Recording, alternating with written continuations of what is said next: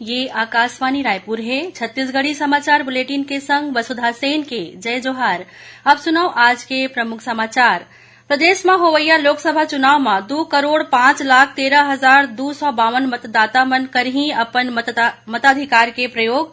महादेव सट्टा ऐप मामला में पूर्व मुख्यमंत्री भूपेश बघेल सहित 21 जन के खिलाफ अपराध दर्ज और कांकेर जिला में होए मुठभेड़ में सुरक्षा बल एक जन इनामी माओवादी ला मार गिराईस। अब समाचार विस्तार ले। भारत निर्वाचन आयोग देश भर में लोकसभा चुनाव के घोषणा कर दे है। छत्तीसगढ़ के 11 ठन सीट पर 3 चरण में मतदान होही। राजधानी रायपुर में आज एक ठन पत्रकार वार्ता में राज्य के मुख्य निर्वाचन पदाधिकारी रीना बाबा साहेब कंगाले बताइन कि प्रदेश में 2,05,13,252 मतदाता हैं। एमा ले 1,01,80,405 पुरुष मतदाता और 1,03,32,115 महिला मतदाता हैं। प्रदेश में सेवा मतदाता मन की संख्या 19,905 है, जबकि 1,91,638 दिव्यांग मतदाता हैं। एकर अलावा 732 तृतीय लिंग के और 17 प्रवासी भारतीय मतदाता पंजीकृत हैं। मुख्य निर्वाचन पदाधिकारी बताइन कि प्रदेश में होवैया आगामी लोकसभा चुनाव के 11 ठन सीट पर 24,229 मतदान केंद्र बनाए गए हैं। प्रत्येक मतदान केंद्र में मतदाता सहायता केंद्र घलो बनाए गए हैं। उन्हें लोकसभा निर्वाचन क्षेत्र के प्रत्येक विधानसभा क्षेत्र के तहत 10 ठन संगवारी मतदान केंद्र होही, जेनहा महिला मतदान दल डहार ले संचालित होही। श्रीमती कंगाले बताइन कि 5 ठन आदर्श मतदान केंद्र बनाए जाही। ऐसने सब्बो विधानसभा क्षेत्र में 1 ठन दिव्यांग मतदान केंद्र और 1 युवा संचालित मतदान केंद्र बनाए जाही। सब्बो मतदान केंद्र मन में बुजुर्ग और दिव्यांग मतदाता मन के सहायता बर मतदाता मित्र होही। ओमन बताइन कि एक मतदान केंद्र में अधिकतम 1500 मतदाता अपन मताधिकार के प्रयोग कर सकही।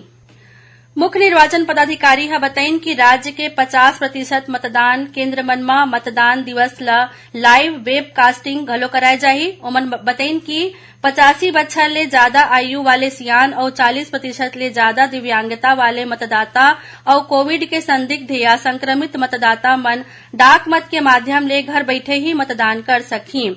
एखर बर उनला निर्धारित प्रारूप में आवेदन करना होही। चुनाव ड्यूटी में तैनात मतदाता मन ला घलो डाक मत पत्र ले वोट देके सुविधा मिलही। एखर अलावा निर्वाचन कर्मी जेन मन अपने लोकसभा में कार्यरत है, उनला निर्वाचन कर्तव्य प्रमाण पत्र जारी करे जाही, जेखर ले ओमन अपन लोकसभा के कोनो भी मतदान केंद्र में मतदान कर सकही। ओमन बताइन कि मतदाता वोट डाले बर मतदाता पहचान पत्र के अलावा Aadhaar card, MNREGA, job card, bank या डाकघर के passbook, driving licence, PAN card, smart card और भारतीय पासपोर्ट में से कोई एक ठन पहचान पत्र मतदान केंद्र में प्रस्तुत कर सकत हैं। बता दें कि छत्तीसगढ़ में पहलिया चरण 19 अप्रैल के एक सीट बस्तर में वोट डाले जाही। एकर बाद 26 अप्रैल के दूसरिया चरण में 3 सीट राजनांदगांव, महासमुंद और कांकेर में, उन्हें 7 मई के तीसरिया और अंतिम चरण में 7 ठन सीट सरगुजा, रायगढ़, जांजगीर चांपा, कोरबा, बिलासपुर, दुर्ग और रायपुर में चुनाव संपन्न होही। एकर मतगणना 4 जून के होही। राज्य के आर्थिक अपराध अन्वेषण ब्यूरो ईओडब्ल्यू महादेव सट्टा ऐप मामला में पूर्व मुख्यमंत्री भूपेश बघेल सहित 19 जन के खिलाफ नामजद और 2 जन अज्ञात लोगन के खिलाफ एफआईआर दर्ज करे हैं। ईओडब्ल्यू प्रवर्तन निदेशालय ईडी के दे आवेदन पत्र ऊपर पाछू 4 मार्च के अपराध दर्ज करे हैं। एफआईआर के अनुसार महादेव ऐप के प्रमोटर डहाल ले ऑनलाइन बैटिंग ले मिले अवैध राशि ला कई ठन कंपनी, सेल कंपनी और शेयर मार्केट में निवेश करे गए हैं। प्रमोटर्स अपन अपराध ला छुपाए बर कई जन पुलिस और प्रशासन के अधिकारी मन के अलावा प्रभावशाली राजनैतिक व्यक्ति मन के संरक्षण प्राप्त करीन। एखर एवज में उनला नियमित तौर में प्रोटेक्शन मनी के रूप में भारी राशि देगिस।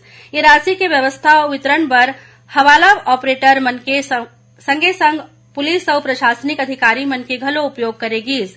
ये संबंध में ईओडब्ल्यू पूर्व मुख्यमंत्री भूपेश बघेल, रवि उप्पल, शुभम सोनी, चंद्रभूषण वर्मा, असीम दास, सतीश चंद्राकर, सौरभ चंद्राकर समेत 21 जन के खिलाफ धोखाधड़ी, आपराधिक साजिश, जालसाजी सहित भ्रष्टाचार निवारण अधिनियम के धारा में अपराध दर्ज करे गए हैं। छत्तीसगढ़ी समाचार बुलेटिन आप मन आकाशवाणी रायपुर ले सुनत हव। कांकेर जिला में होय मुठभेड़ में सुरक्षा बल ह एक जन इनामी माओवादी ला मार गिराए में सफलता हासिल करे है।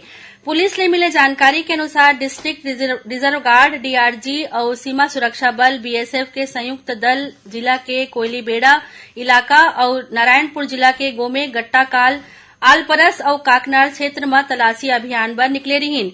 इही दौरान अचानक माओवादी मन ह घात लगा के हमला कर दीन। सुरक्षा बल डहार ले करे गे जवाबी फायरिंग में एक वर्दीधारी इनामी माओवादी मारे गिस। बाद में सुरक्षा बल के टीम ह घटना स्थल ले इनामी माओवादी के शव, एक देसी लॉन्चर, 9 बीजेएल सेल, 12 कारतूस, एक वॉकी टॉकी सहित भारी मात्रा में माओवादी साहित्य बरामद करे है। भारत निर्वाचन आयोग डहार ले लोकसभा चुनाव के घोषणा के संगे संग प्रदेश में आदर्श आचार संहिता लागू हो गए है। एकर तहत प्रदेश के सब्बो जिला में कलेक्टर ह अवैया 2 महीना बर धारा 144 लागू कर दे है। एकरे संग बिना अनुमति के धरना, जुलूस, सभा या रैली के प्रदर्शन बर रोक लगा दे गे है। एकर अलावा अधिकारी कर्मचारी मन के अवकाश ऊपर घलो प्रतिबंध लगा दे गे है। आदर्श आचार संहिता के दौरान लोकसभा प्रत्याशी मन डहार ले शासकीय संपत्ति के विरूपण ऊपर उखर खिलाफ कार्रवाई करे जाही। अवैया लोकसभा चुनाव निष्पक्ष और शांतिपूर्ण ढंग ले होवय, एकर बर जिला निर्वाचन अधिकारी मन ह सीमित अवधि बर वैध आग्नेय शस्त्रधारी मन ला अपन हथियार अपन क्षेत्र के थाना में जमा करे बर कहे हैं। ये निर्देश ले बैंक के सुरक्षा गार्ड, वित्तीय संस्था मन के सुरक्षा गार्ड, संवैधानिक पद में आसीन व्यक्ति, राष्ट्रीय राइफल संघ और जिला राइफल संघ मुक्त रही। और अब पेश है मौसम के हाल। प्रदेश के बस्तर, बिलासपुर, दुर्ग और रायपुर संभाग के कुछ एक जगह में दिन भर बदली छाये रहे के बाद आज रतिया गरज चमक के संग हल्का वर्षा होए के संभावना है। उहें एक दो जगह में हवा गरेर चले, गाज गिरे और करा गिरे के आसार है। आखिर में प्रमुख समाचार एक घो फेर। प्रदेश में होवैया लोकसभा चुनाव में 2,05,13,252 मतदाता मन करही अपन मताधिकार के प्रयोग। महादेव सट्टा ऐप मामला में पूर्व मुख्यमंत्री भूपेश बघेल सहित 21 जन के खिलाफ अपराध दर्ज। और कांकेर जिला में होय मुठभेड़ में सुरक्षा बल ह एक जन इनामी माओवादी ला मार गिराइस। एकरे संग छत्तीसगढ़ी समाचार बुलेटिन इहे सिरावत है। जय जोहार।